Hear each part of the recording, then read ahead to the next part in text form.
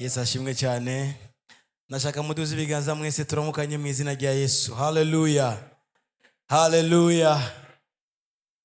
Ngundira undabire umuntu mwegeranye mubwire ngo Yesu akugiriye neza. Kongeye kandi kuba muri kino kibanza. Nibindi umwo mwifuriza niteka ridasanzwe. Imana yongeye kandi kudutera jewe nawe ryo kuba aha mu ngoro yayo, umugoroba mwiza, umugoroba w'umugisha, umugoroba Imana nifuza ko ikugendera hanyuma ikuyagishe. Imana ihabwe icyubahiro. Amen. Ndazi ko wahuye n'abantu benshi hirya no hino bakuyagishije. Hari amajambo y'abantu benshi hirya no hino wumvise.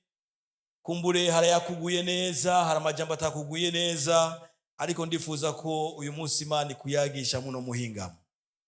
Amen.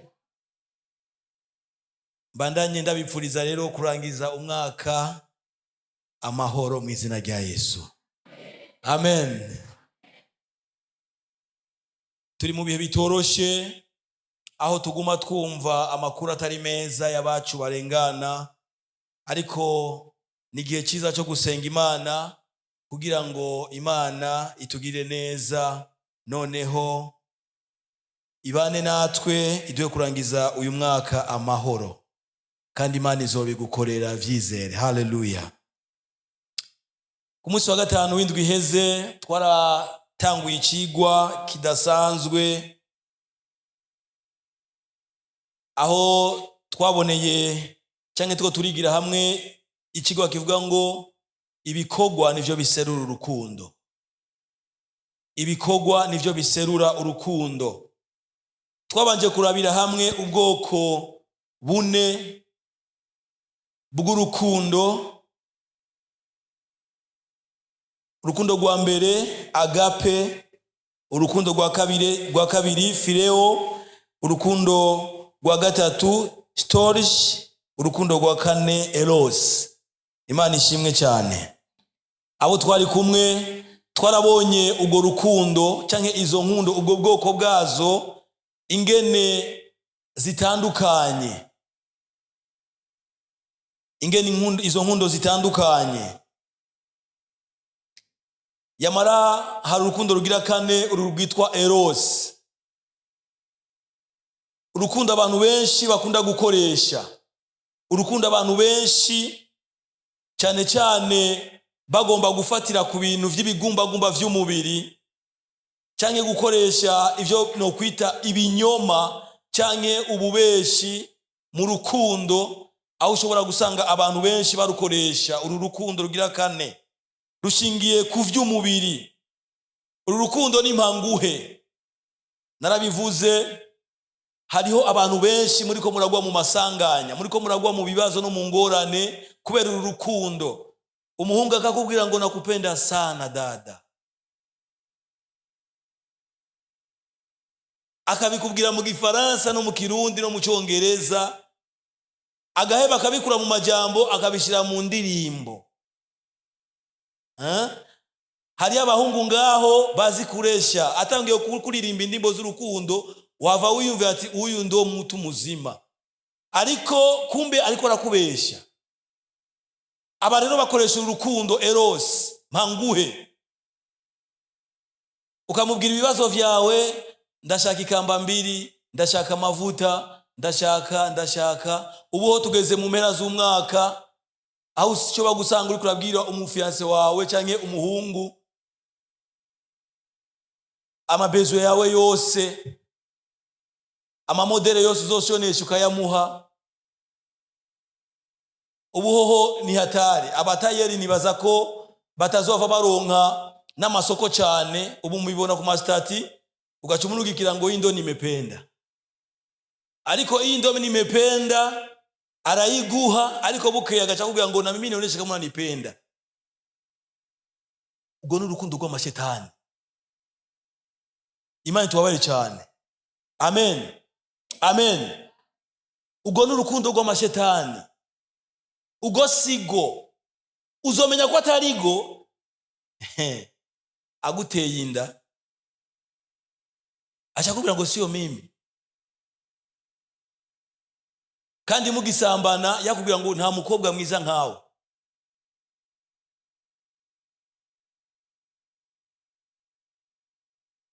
Hari n'igihe birenga bikaja mu bintu biteye ubwoba. Murambwira abagore ntihagire umugabo azokubesha ko gukunda. Murambwira n'abigeme ntihagire umugabo azokubesha ko gukunda. Kuko hariho n'abagabo bameze uko, ashaka kuvuga ko gukunda uri gitangaza.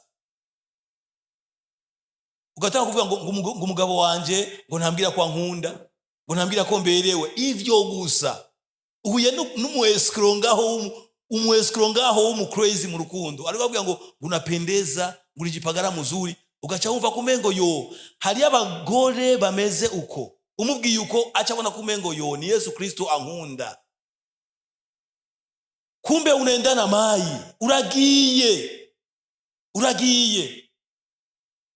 Mwa bakobwa mwe, uyu munsi hariho ivyo abitwa ngo ni ba sugar daddy, na ba mami ba sugar mami. Ivyo ntihagire umaze kubesha. Urabona umugabo wundi akakubwira ngo ndagukunda, akakubwira ngo nakupenda, uzocuhengera saa 4 y'ijoro, umubwiye ati bite sheri, sawa, urakomeye, ndakomeye, shaka turarane. Azoca kubwira ngo usiongezage tena kunipigia simu. Bongo kweli? Nivyo sivyo?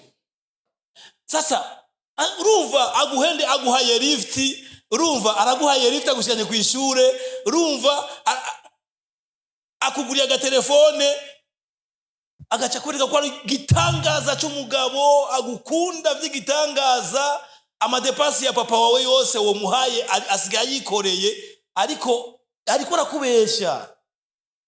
arakubesha. Undi muzo mu telefone acavuga ngo ntuzosubira kuntelefona ashitse muhira, kandi mu gitondo utagira umutima. Je nibaza ko ari abantu batagira imitima. Ugasaka ndi kumutelefona ngo sheri ngo waransitaje, warambabaje bya wapi, ari gufukuza ugusikia. Imana tubabare cyane. Allo, Yesu ashimwe. Amen. Nuru rukundo rwitwa eros, agomba gusa kuguprofita, agomba gusa gukononera ubuzima, agomba gusa kukwereka ko agukunda by'igitangaza. Oya, muze murabu umugore afatiwe mu hoteli, umugabo wamufatanye acha muga tutajijua. Hari umugore barafata mu hoteli, hanyuma uyo mugore umugabo wamufatanye avuga ngo njoo twende nyumbani. Uwo bamuzi bace batahana ninde? Wa mugore we bakaguhenda ugafatwa. Nuzomenya uyu mugabo ko iko na upendo wa eros, go kuguprofita gusa. Imana tubabare cyane. Amen. Hallelujah. Hallelujah. Tugabe rero, ugabe kandi ugabe cyane. N'abagabo nuko hari abagore bapfuye imitima n'abakobwa bapfuye imitima, ashaka kuraba akakwihweza agapfa gahera, agaca akakurondera. Ndakubwire ntihagire umukobwa azokubeshura umugabo cyangwa umugore azokubeshura umugabo ngo aragukunda. Agomba gusa gukatishirasiyo. Ntihagire umuntu azokubesha, katishirasiyo nta bindi.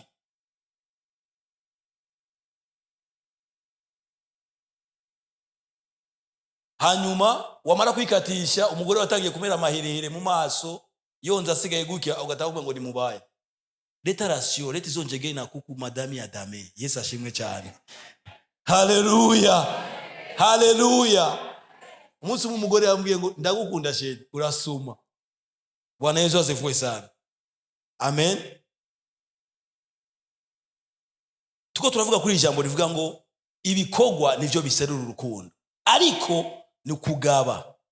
Ntihagire umuntu aguhenda kandi ariko agomba kukunyaga cyangwa kukugira imbohe yiwe. Twarabonye urukundo agape, ingene ari urukundo, n'urukundo rudakenera cyangwa rudashaka inyungu. Umuntu aragukunda uri mubi, ukusa, atacho agukeneyeko, atacho akwifu agushakako, akagukunda. Niko urukundo Imana yadukunze. Kandi urukundo Imana yadukunze twarabonye ko ari rwa rundi Yesu yavuga, yacavuga abwira ngo ndabahaye icyagezwe gishasha, nimukundane. Yesu ashimwe cyane. Abana b'Imana, hari icyagezwe gishasha cy'urukundo dufise kandi dutegerezwa gukundana. Aho umukozi w'Imana Yohana yakomeje kwerekana mu vyete vyiwe byose yanditse, yerekana ko umuntu adakundana ari umwicanyi. Umuntu adakundana adashaka kuvuga ko yamenye Imana. Ni urukundo rugomba kumera nk'urukundo Imana yaduhayeko. Ni urukundo rudasanzwe, ni urukundo rurengera ku nyungu cyangwa rurengera inyungu, rugakora ibyiza ata nyungu gwiteze.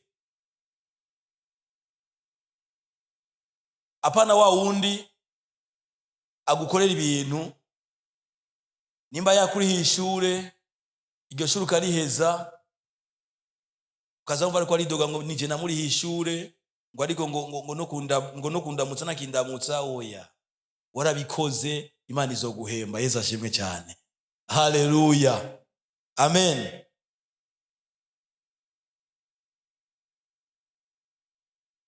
Twarabananje kurabira hamwe ingene urukundo rw'Imana, Imana ishobora kuruserura no muguhana. Muguhana Imana kubera ko igukunda, kubera ko inkunda, nishaka kwemera kajagari mu bana bayo canke mu bantu bayo, kuko iyiri kirahana ibikira kuraho ikibi kugira ngo abandi bantu babeho neza. Nico gituma muri kahise habayeho no gupfa, abantu harabapfuye, hari abantu bapfuye muri kahise, hari abantu bapfuye kubera iki? Kugira ngo Imana ikureho ikibi, abasigaye basigare bameze neza. Umuvyeyi akunda umwana ntashobora kumurera atambuka zino, aramuhana igihe akoze ikosa. Ivyo rero navyo nye twarabonye ko ari ibikorwa bigaragaza urukundo rw'Imana. Imana ishimwe cyane. Uno musi tubandanya rero kurabira hamwe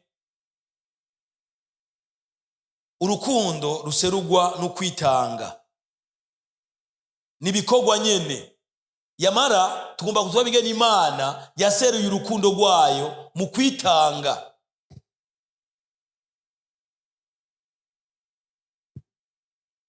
Urukundo igihe cyose ntirushobora kuvugwa mu majambo gusa, ntirushobora kuvugwa mu ndirimbo gusa. Urukundo igihe cyose rugaragarira mu kugene umuntu yitanga, mu kugene umuntu yerekana ibikorwa.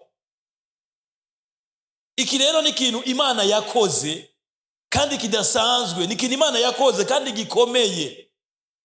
Iyo Imana itagira icyo ikoze ngo igaragaze urukundo rwayo kuri twebwe, twese twohereye muri gihenomu, twohereye mu muriro w'ibihe bidashira, kubera ko umuntu amaze gutandukana n'Imana agakora ibinyuranye n'uko Imana yamubwiye, byari biheze. Nta kindi umuntu yarabereye cyangwa yarakwiriye atari igihano, atari urupfu rw'ibihe bidashira. Yamara Imana urukundo rwayo kugira ngo umwana w'umuntu acungugwe rwakoze ibintu bidasanzwe. Reka dusome amajambo dusanga mu butumwa bwiza bwa Yohana 3:16.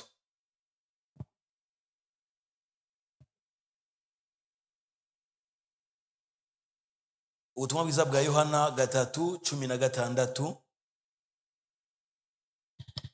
Aya majambo avuga ngo kuko urukundo Imana yakunze abari mu isi ariko rwatumye itanga umwana wayo w'ikinege ngo uwumwizera wese ntazopfe rubi, ariko ahabwe ubugingo budashira. Imana ihabwe icyubahiro. Amen. Raba uru rukundo Imana yakunze abari mu isi, ngo rwatumye itanga umwana wayo w'ikinege, kugira ngo uzomwizera azohabwe ubugingo budashira.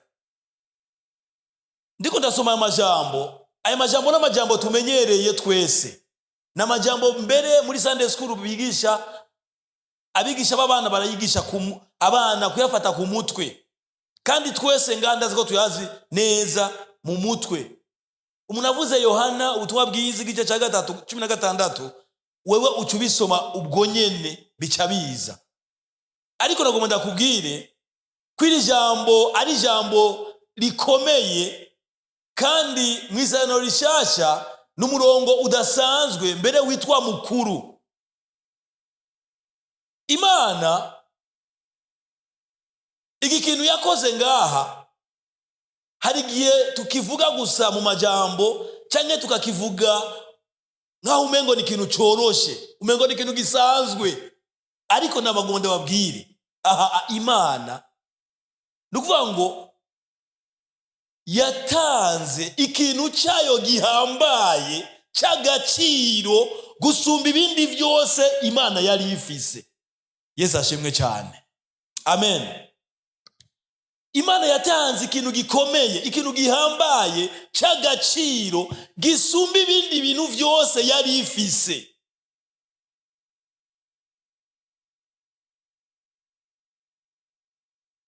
Kuko Imana yari yararemye ubwoko bwinshi bw'abamarayika. Hari abaserafi, hari abakerubi, hari abatama 24, hari ibinyabugingo n'ibindi biremwa Bibiliya itavuga, cyangwa tudashobora gusoma muri Bibiliya ariko tuzobona mu ijuru byaremwe n'Imana, n'ibindi byinshi biri mu isi abantu batarigira banabona. Yamara ivyo vyose bikikuje Imana irabona ko atana kimwe cy'agaciro, atana kimwe gikomeye gihambaye yotanga kugira ngo umwana w'umuntu aronke incungu yiwe. Muze murabe, hajya je nasanze ubuzima busanzwe bwonyine tubaho mu isi, iyo ikintu wakiguze amafaranga menshi y'agaciro, Bwana Yesu asifiwe sana. Amen. Yabikoti, costume, cyabigitenge, cyabikirato,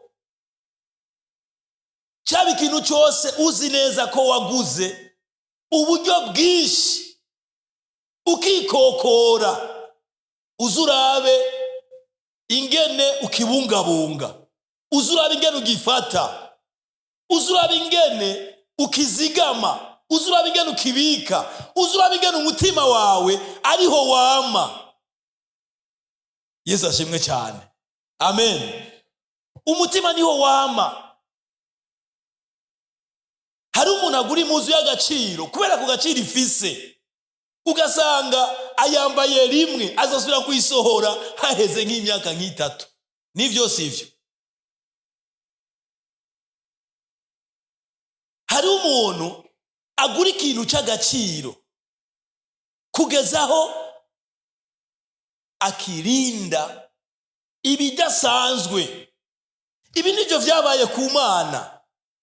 Nimba mubona ishengero ryitwa ishengero, nimba mubona ingene Imana izigama ishengero, nimba mubona agaciro Imana iha ishengero, ishengero rikitwa umubiri wa Kristo, ishengero rikitwa umugeni wa Kristo. Nimwibaze ngo biroroshe, si amajambo turirimba, oya, si bya bindi mwize muri Sunday school cyo gufata ku mutwe, oya, ni urukundo. Nukuvuga ngo Imana yarekuye ikintu cyayo cy'agaciro kugira ngo igihe cyose izobona umwana w'umuntu yizeye Yesu imubone nk'ikintu kidasanzwe cyo kubungabungwa, cyo kuzigamwa, cyo kurindwa, cyo kugirirwa neza, cyo gutabagwa. Nimuvugire ngo amen. Yesu ahabwe icyubahiro. Haleluya. Nicyo gituma ntushobora kwibaza ingene uri uw'agaciro imbere y'Imana wewe. Ntushobora kuvyibaza. Abandi mbere hari igihe mutanavyibuka, mutanabimenya. Ariko Bibiliya irerekana Yesu ingene yasize icyubahiro ciwe, ingene yambaye umubiri, ingene yiswe umuntu akaza kugira ngo acungure umuntu. Burya nimwibaze ngo byari vyoroshe. Ntibyari vyoroshe. Buca duhimbaza umunsi mukuru w'ivuka ryiwe, kandi ku isi yose. Yamara nagomba ndakubwire iki kintu n'abamarayika bo mw'ijuru. Abamarayika baratangaye. Abamarayika ntibatahura ivyari vyo. Bagiye kubimenya Yesu acikanye Golgotha ku musaraba avuze ngo vyose birarangiye. Bwana Yesu asifiwe sana. Haleluya. Ahejeje gutanga ubugingo bwiwe kugira ngo ubugingo bwanje nawe bucungurwe. Ntibyari vyoroshe. Imana mwijuru abamarayika bari bayizi nk'Imana. Ariko muca mubona ingene vyagenze. Yesu akava ku ntebe yiwe y'icubahiro. Yesu akava ku ntebe yiwe y'ubukuru. Abamarayika bakabona araciye bugufi, bakamubona araje mw'isi.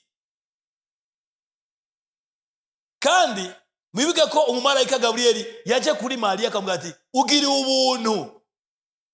ubuntu, uzosamya inda, mpwemu yera zo gutera igitutu, uzovyara umwana w'umuhungu, uzumwite Emmanuel, Imana iri kumwe natwe, Imana ihabwa icyubahiro. Uzumwite Yesu. Acavuga ngo kuko ari we azokiza abantu biwe ivyaha vyabo. Ndaca akarongo neza. Icyatumye Yesu aca bugufi akambara ishusho y'umuntu kwari ukugira ngo akize abantu biwe ivyaha vyabo. Cyari igikorwa kitoroshe, cyari igikorwa gihambaye, cyari igikorwa kidasanzwe. Ariko Yesu araza. Umumarayika aje kubwira iyo nkuru Mariya, ntibyari vyoroshe. Mariya asamye inda, aramenya ati ngaha hari umwana w'Imana. Yesu ashimwe cyane. Haleluya. Umengo ni ibintu vyoroshe. Abamarayika bagumye bamukurikirana bukebuke, bagumye bakurikirana ivyiwe bukebuke. Hagiye yarafise escort ikomeye idasanzwe. Hageze ko aravuka, avukira ahantu hasuzuguritse akengeretse.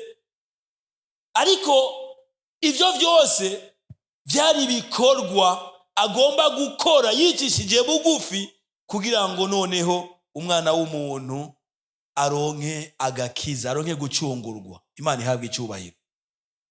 Ngiki kintu gicanga abantu benshi bari mu mubiri cyangwa muri ya madini y'umubiri.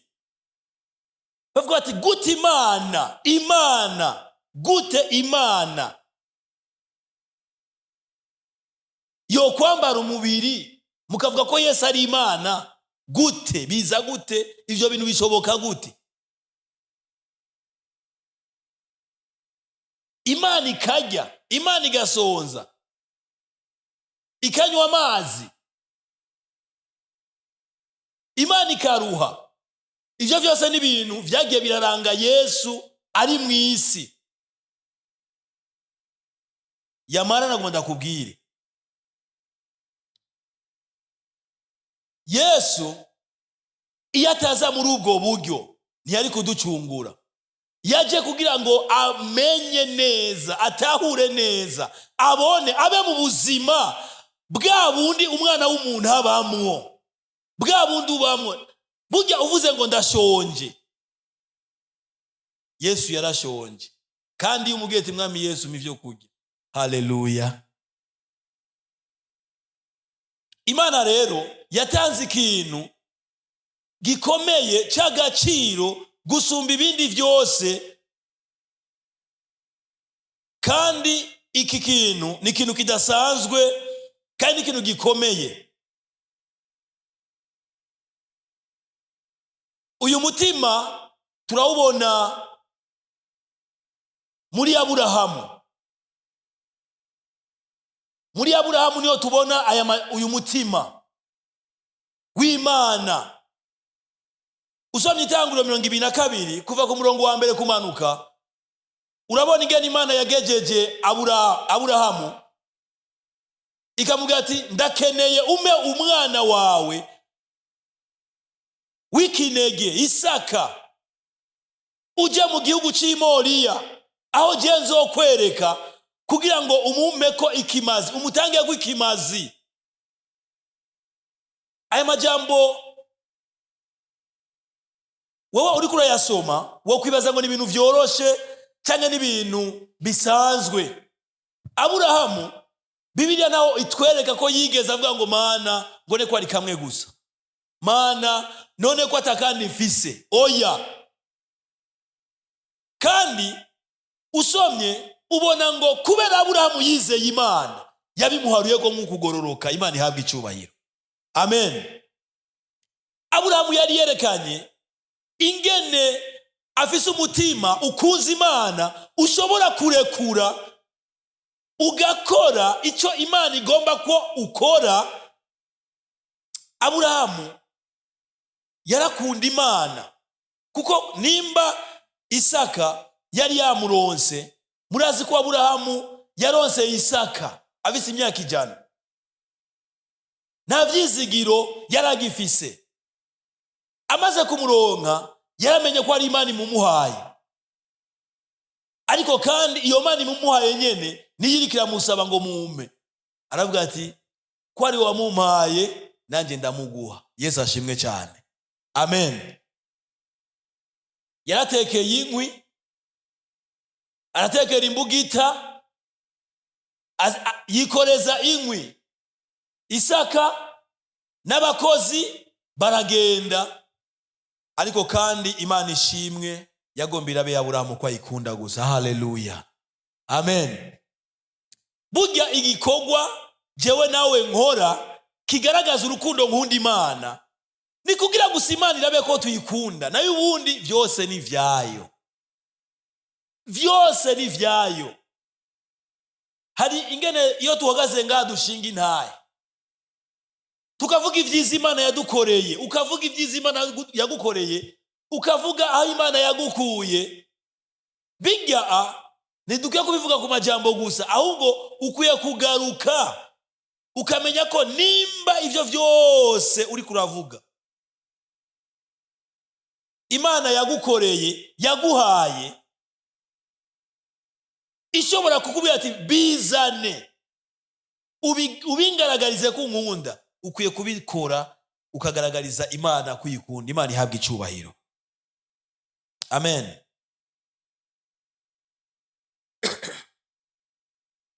Uyu mutima kandi turawubona mu mupfakazi w'umworo. Umupfakazi w'umworo, aho Yesu yari kwararaba mu gisenge cy'abariko baratanga. Bwana Yesu asifiwe sana, amen. Uyu Yesu ni gitangaza. Nashaka dusoma amajambo ubutumwa bwiza bwa Luka 21.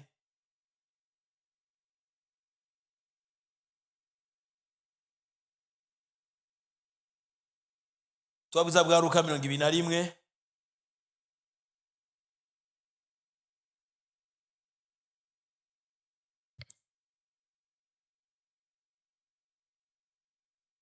yunamura amaso abona abatunzi bashikana baterera amashikanwa yabo mu masandugu y'amashikanwa.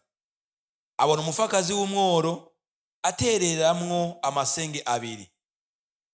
Arababwira ati, ndababwira ukuri, umupfakazi w'umworo ashikanye ibirengeye ivy'abandi bose, kuko abo bose batereye mu mashikanwa kubisagutse, ariko we ku bworo bwiwe ashikanye ibimutunze vyose. Yesu ashimwe cyane.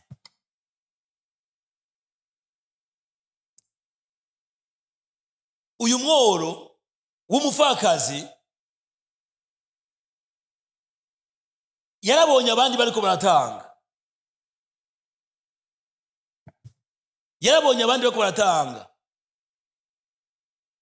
hariya bariko baratanga ama envelope apakiyemwo amafaranga bashira mu giseke mu isandugu bashiramwo amahera, bashiramwo kandi je nibaza ko bari kubatanga menshi kugira ngo bereke Yesu ko bakunda Imana. Yesu nawe ngo yunamuye amaso ariko araraba ingene bashikana. Burya ibikorwa vyose dukora, Yesu amaso yiwe araraba ingene tubikora. Yesu ashimwe cyane. Ngo yunamuye amaso ariko araraba ingene bariko barashikana, acaravuga ati, nimubona aba bantu bose ko batanze, kandi batanze vyinshi, yamara uyu mupfakazi w'umworo arabarushije, kubera ko uyu atanze ibintu vyo mutunze vyose. Yesu ahabwa icubahiro. Kandi yaratanze amasenga abiri, aya abiri. Rero uravye Aburahamu ukaraba n'uyu mupfakazi w'umworo, ukaraba n'umutima w'Imana, igihe cyose Imana iriko irabona canke iriko irakora igikorwa ku mwana w'umuntu, muzosanga igikoze n'umutima ubikunze, n'umutima wayo wose. Ivyo yarabikoze rero igihe yatanga umwami wacu Yesu Kristo, kandi kiragaragariza umwana w'umuntu ko akunzwe n'Imana bihebuje vy'igitangaza. Muri ibi vyerekana ibikorwa Imana yakoze ku mwana w'umuntu, icambere ukuntu yatanze umwana wayo, ikintu gikomeye c'igiciro kidasanzwe yari ifise cyonyene. Nico gituma muzosanga ishengero canke abana b'Imana hari amasezerano menshi dufise muri Yesu Kristo, kubera ko twacungujwe amaraso y'igiciro. Imana ihabwa icubahiro. Ngomba dusome amajambo dusanga mu cete Paulo yandikiye Abaroma 8:32.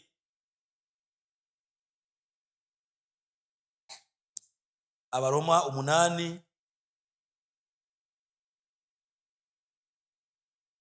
8:32 avuga ngo, iyo itimanye umwana wayo ikamutanga ku bwacu twese, izoburite kutugabirira vyose kuri we. Imana ihabwa icubahiro. Igikorwa c'Imana gikomoka canke kiva mu rukundo rwayo rw'igitangaza ruhebuje yakoze ku mwana w'umuntu. Igikorwa ca mbere nico gutanga Yesu kugira ngo acungure abari mw'isi, kandi kubera ko ico gikorwa arico gihambaye, dufise amasezerano ko n'ibindi vyose muri we ibiduha. Imana ihabwa icubahiro. Dufise amasezerano ko n'ibindi vyose ibiduha muri we. ingorane mbega uravyizera, mbega urabihagararamwo neza ukiza ko Imana uravye urukundo rwayo yagukunze igakora igikorwa nk'icyo yakoze mu gutanga Kristo Yesu umwana wayo w'ikinege. Mbega urumva neza ko n'ibindi byose uhagarikiye umutima, bya bindi byose ukeneye ko Imana igukorera uyu mwaka utarahera, urumva neza ko ishobora kubikora no muri rijoro. Haleluya, amen.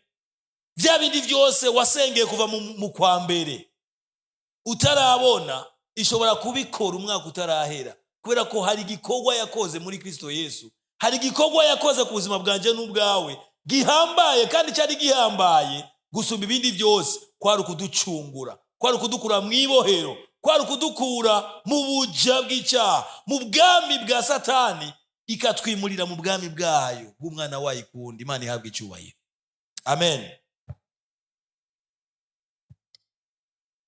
Icete cya mbere Yohana yanditse, igice cya 4 umurongo w'9.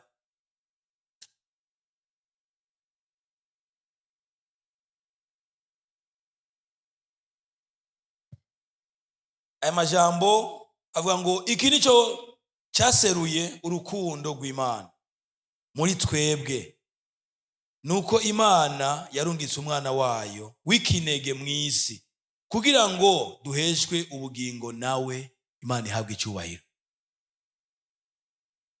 Icyaseruye urukundo ni igikorwa Imana ntabwo yari kuvuga ngo iradukunda. Imana ntabwo yari kuvuga ko igukunda cyangwa inkunda mu gihe itari gukora iki yakoze muri Kristo Yesu. Kandi iki yakoze muri Kristo yagikoze ku bari n'umubiri bose, ku bantu bose baremwe mu ishusho yayo.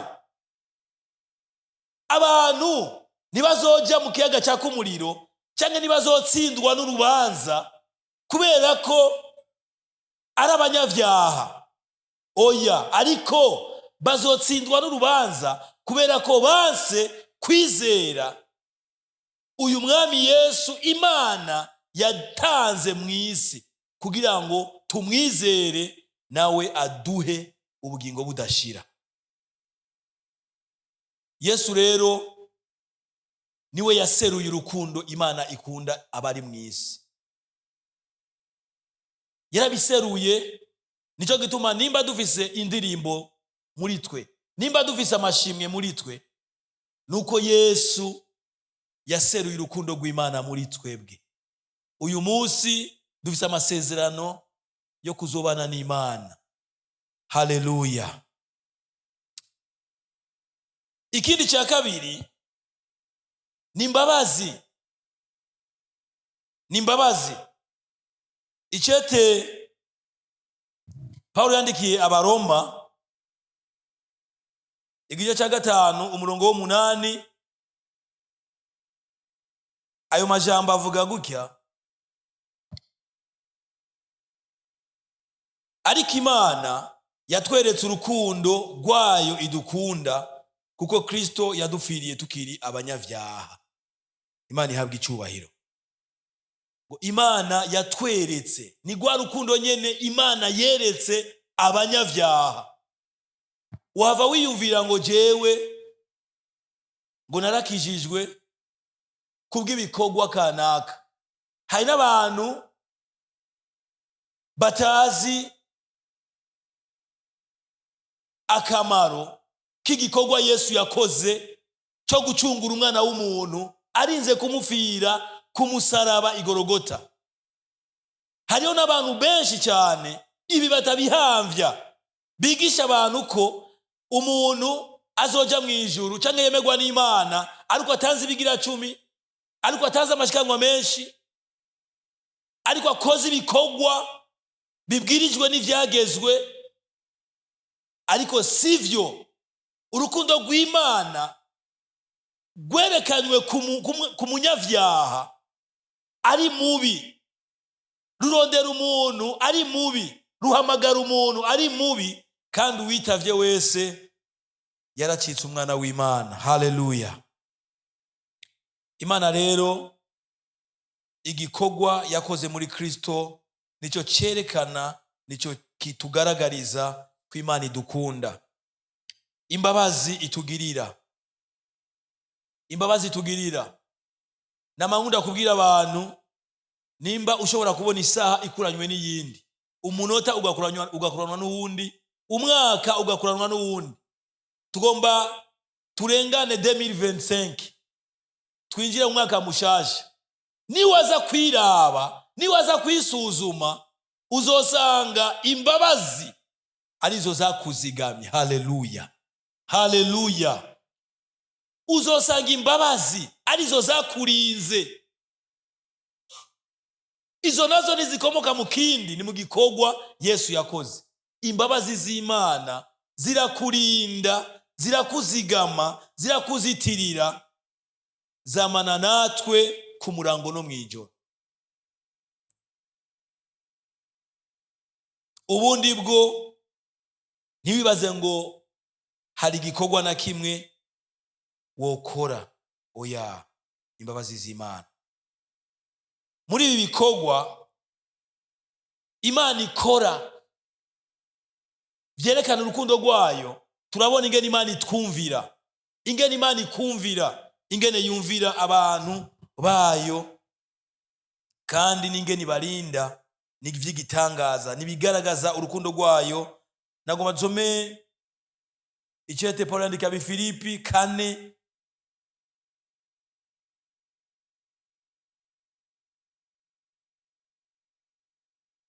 umurongo wa 6 dushikane ku murongo w'indwi. Ayo majambo avuga ngo, nimugire icyo mwiganyira, ariko muri vyose ivyo mugomba bimenyeshwe Imana mu gusenga no mu kwinginga, bifatanije no gukenguruka. Maze amahoro y'Imana aruta uko yomenywa n'umuntu wese, azoteramira imitima yanyu n'ivyiyumviro vyanyu muri Kristo Yesu. Imana ihabwa icubahiro. Amen. Raba ibi bikorwa Imana ikomeza gukora ku buzima bwawe n'ubwanje. Imana iraterama, we usinziriye iraterama. Haleluya. Amahoro y'Imana ngo azoteramira imitima yanyu muri Kristo Yesu. Umukozi w'Imana Paulo atangura kubwira ishengero ry'Abifilipi ko badakwiye kwiganyira, ko badakwiye kwiganyira mu kintu na kimwe, ariko ivyo bagomba bimenyeshwa Imana. Aha yarababwiye ko Imana ifise igikorwa cyo kudutega amatwi ku murango no mwijoro, ifise igikorwa cyo kuduteramira ku murango no mwijoro. Ibi nibigaragaza urukundo rw'Imana, ibi nibigaragaza ibikorwa vy'Imana ku murango no mwijoro ku buzima bwawe n'ubwanje. Nico gituma rero ukwiye kuraba neza iyo uri kuravuga urukundo rw'Imana, kumenya ko hari ibintu bikomeye, hari ikintu gikomeye cy'agaciro c'Imana ubwayo yarekuye, yatanze kugira ngo wewe nanje turonke ubugingo budashira. Dusome ubutumwa bwiza bwa Yohana 14, turabe ingene bitagarukira mu kuducungura gusa. Imana yacu ni nziza yemwe. Haleluya. Ntibigarukira ngaho, oya, ntibigarukira ngaho. Ibikorwa vy'Imana biserurwa n'urukundo rwayo ntibigarukira kuducungura gusa, ariko umviriza aya majambo, n'amajambo adasanzwe kandi akomeye igitangaza. Yesu yariko arabwira abigishwa biwe, kandi aya majambo yari amajambo yababwiye bicaye ahantu bariko barasangira ivya Pasika. Muri irya joro yaguzwemwo niho ubona Yesu avuga aya majambo, avuga ngo ntimuhagarike imitima yanyu, mwizere Imana nanje munyizere. Imuhira kwa data hari inzu nyinshi, iyo ziba zitariho mba ndabibabwiye, kuko ngiye kubategurira ahanyu. Kandi ko ngiye kubategurira ahanyu, nzogaruka kubajana iwanje, ngo aho ndi namwe mube ariho muba. Imana ihabwe icyubahiro. Amen. Haleluya. Iki kirundi rero kiri muri Bibiliya kirasobanuye neza. Avuga ngo imuhira kwa data hari inzu nyinshi, hari inzu nyinshi.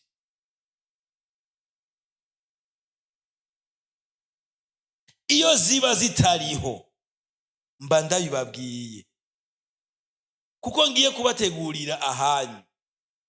Kandi ko ngiye kubategurira ahanyu, nzogaruka kubajana iwanje, ngo aho ndi namwe mube ariho muba. Imana ihabwe icyubahiro. Nukuvuga ngo ibikorwa vy'Imana vyo gucungura umwana w'umuntu birangiye, ibikorwa vyo gutegurira umwana w'umuntu ahazobana nayo ibihe bidashira vyakiye bigenda kubandanya. Haleluya. Amen. Amen. Mu bisanzwe ko twari duheje gucungurwa, ko Imana yareje kubikora ivyo, kandi bikaba ari byo bintu by'agaciro twari dukeneye, byari bimaze. Ariko ibikorwa bigaragaza urukundo rw'Imana ntibishobora guhagarara, ntivyahagaze. Yesu agenda kubibandaniriza no mwijuru, avuga ngo ngiye kubategurira. Imuhira kwa data hari inzu nyinshi, iyo zitaba ziriyo mba ndabibabwiye, ariko ziriyo. Ariko kandi ngiye kongera ko n'izindi. Bwana Yesu asifiwe sana. Haleluya. Mu yandi majambo yaravuze ati ndagiye kongera ko n'izindi, kugira ngo muzoze ndabiteguriye neza.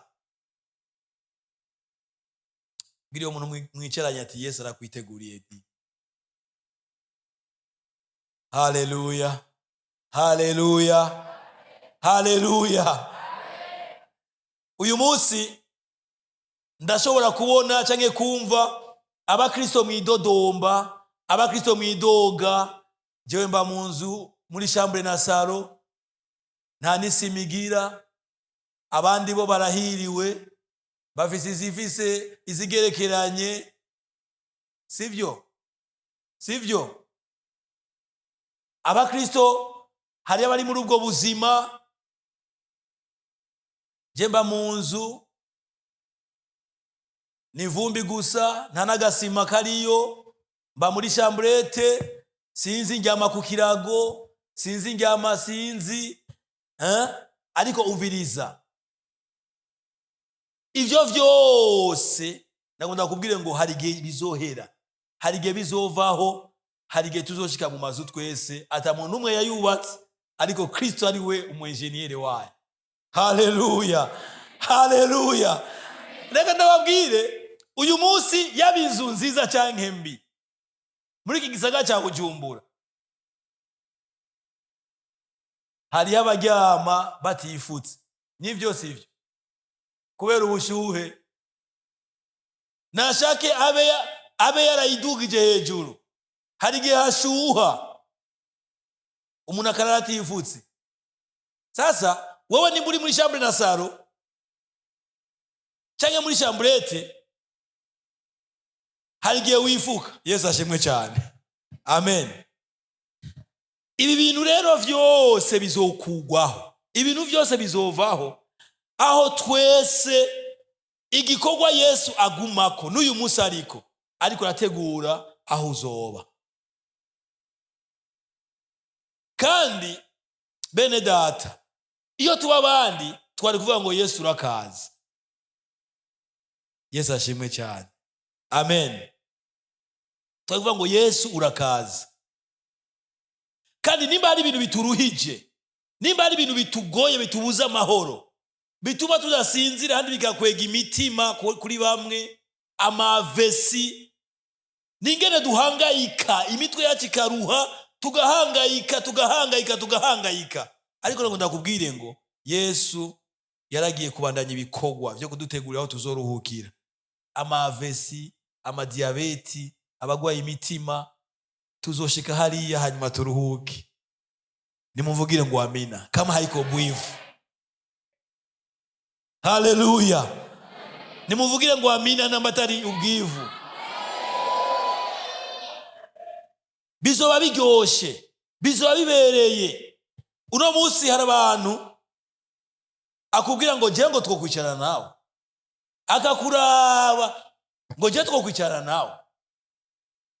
Hari n'abakozi b'Imana bari ku rwogezo yicaye ku ntebe, ata n'umudiakoni atoca ku metero 5, acavuga ngo we murande rugira. Hari abandi nabonye baterugwa ukabona ndumigwa. Ariko nagomba ndababwire Yesu twese turiteze ko azoduterura. Haleluya, haleluya. Bibiri ivuga ngo abonye biva mu bise vyiwe azonezerwa. Bene data, ishengero ryavuye mu bise vyiwe, arakwiteguriye, ari kubikorwa, ari kugikorwa. Mwene data, wewe rema humura, reka guhagarika umutima, reka kuva kumengo biracitse, karabaye, uri imfuvyi, uri umupfakazi, uri nyamwigendako, umengo nagomba ndakubwire ngo hari igihe ivyo vyose uri kurabamwo uzokwibagira ko bibayemwo, kubera ko Imana hari igikorwa iriko ku buzima bwacu twese. Imana ihabwa icyubahiro.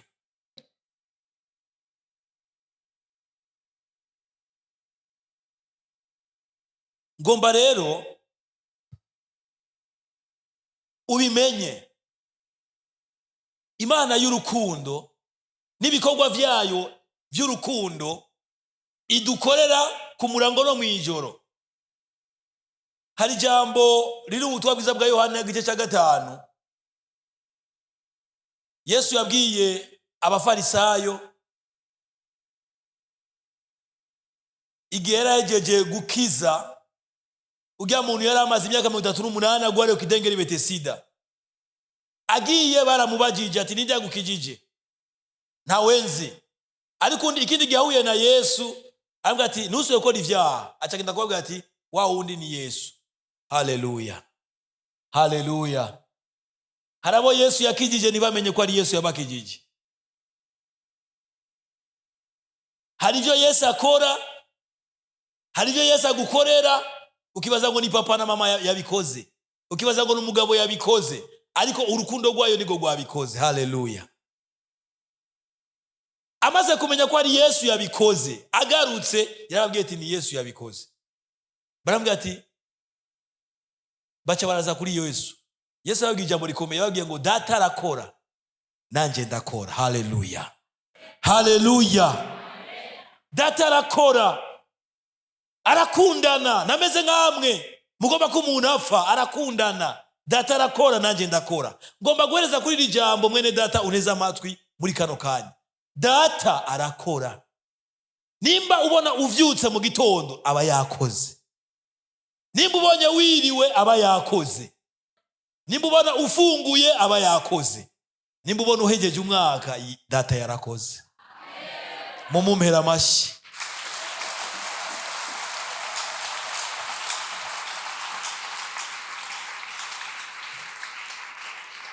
Haleluya, haleluya. Abana bawe nimba barazigamwe umwaka wose, hariho mbene wagiye mu bitaro akavayo amahoro, data yarakoze kandi na Yesu yarakoze. Amen. Ibi nukubimenya, ibi nukubitahura. Urukundo rw'Imana si amajambo, urukundo rw'Imana ruguma ku kivi. Haleluya. aguma ku kivi, data aguma ku kivi kandi Yesu aguma ku kivi. Nimba warakize igihe wagwara, egome baba barakuvuje kubahinga, kubaganga ba specialiste bakomeye, ariko abo baganga ivyo bakoze nubibashimire, ni Kristo yakoze. Haleluya. Yabwiye abafarisayo n'abanyabwenge b'ivyanditswe n'abandi bakoraniye aho ati data arakora nanje ndakora, arakora nanje ndakora. Iri ni jambo riri muri kubu, sikahise, sinakazoza. Oya, soma neza mvuze ngo data arakora. Sasa hivi iko natumika. Haleluya. Bwira mugenzi wati sasa hivi baba anatumika, iko nafanya kazi. Ubu nyene ubu wariko nakora. Haleluya, haleluya. Ukabona uvuye ngaho ugashika muhira ariko arakora. Ejo ukavyuka uzovuka muvuge ati data wakoze. Amen. Ati navyutse kubera hari icyo wakoze, kandi na Kristo yakoze. Hari imfuvyi mwamaze amashure, hari abagira neza babafashije, nagomba kubwire ngo ni Kristo yakoze. Haleluya, amen. Hari abapfakazi mora mwiyumvira ingene mubayeho, nimukora, nimurima, n'amatongo babasikiye abagabo babasigiye abana, ariko kugeza uno munsi abana barabaho n'ubu bariho, n'ubagomba baheze umwaka data ari ku kivi na Kristo. Haleluya. Urukundo rw'Imana ni gitangaza. Urukundo rw'Imana ni ruserangurika. Ivyo ubimenye mwene data neza amatwi. Umwaka urarangiye ugeze ku nsozero, ariko nagomba kubwire, ndagutangarize, mbere mbwire n'abazo bari kuramurikira kuvuga ngurukana bumenyi ngo data niwe yakoze, ni Kristo yakoze. Si kubera ko wajya neza ufise n'abaganga bagukurikirana iminsi yose. Oya, ni Kristo yari ku gikorwa, ku murango no mwijoro ari ku gikorwa. Ni mumumpera amashyi.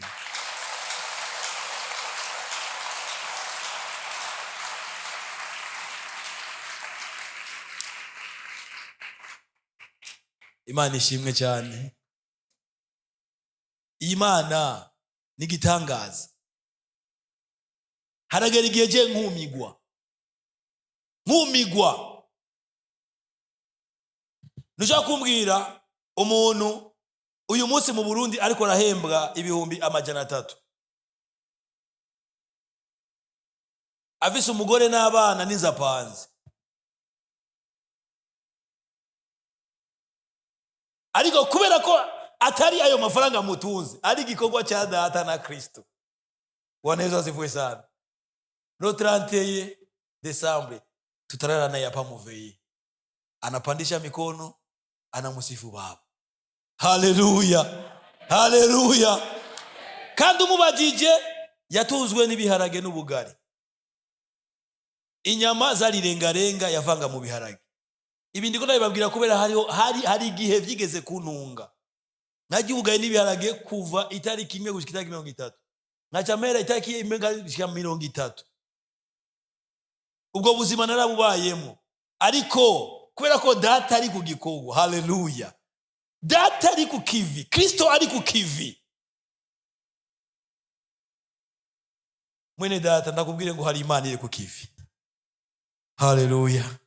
Urukundo rwayo rw'igitangaza, idukunda, iruserura ku gikorwa ikora ku buzima bwacu misi yose.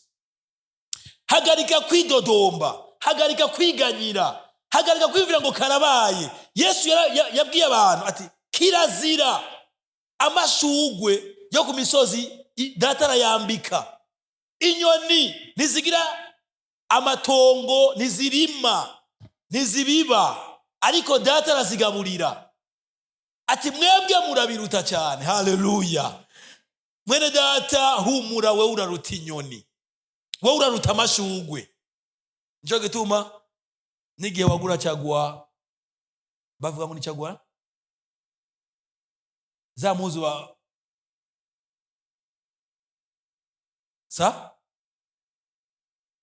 vayura. Oya, vayura ni Kirundi cyo. Vayura ni Kirundi. Cyagwa pale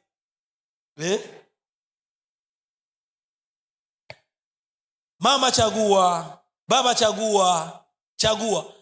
Urazi kubera ko Kristo ari ku gikorwa, umuntu akagura ipantaro y'igihumbi. Yesu ashimwe cyane. Ayikanye muri akayimesa ayambaye agiye gusenga, bako bati haleluya, kijana unapendeza. Amen. Unapendeza. Ivyo bihe byarigeze kuba, no kuri je byageze kuba. Udashaka kumenya ko ari ipantaro y'igihumbi nambaye, nkarigorora neza, nkarishira kuri ndri. Haleluya. Haleluya. Umwana wo mu muji ho ngaho hepfo, kumbe ni data. Abantu bambona bakavuga ati yo nta munaberewe nka Isaac friend. Kumbe ni pantaro ya miliba. Data ari ku kivi, aremeza abantu kuri mwiza, aremeza abantu kuberewe, aremeza abantu kuhaze kandi ushonje.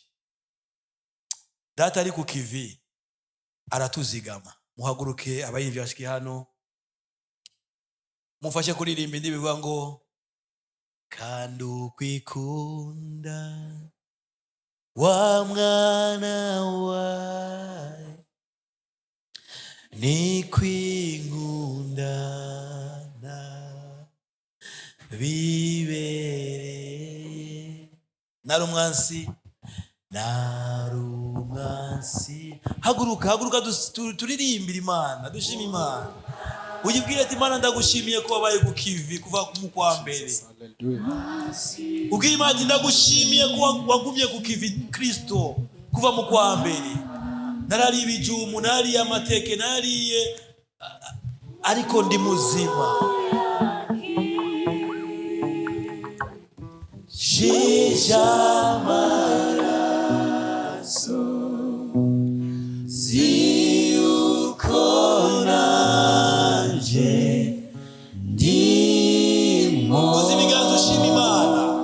Imana yarakoze.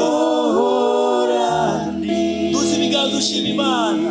Hari byinshi yakoze, hari byinshi iriko irakora, hari n'ibyo igomba gukora muri iri joro, hari ibyo igomba gukora muri iyi minsi dusigaje kugira ngo umwaka urangire. Tangura kuvyatura ati bya bintu utarakora mwami, ndatura ngo ndabibone mu izina rya Yesu. Haleluya.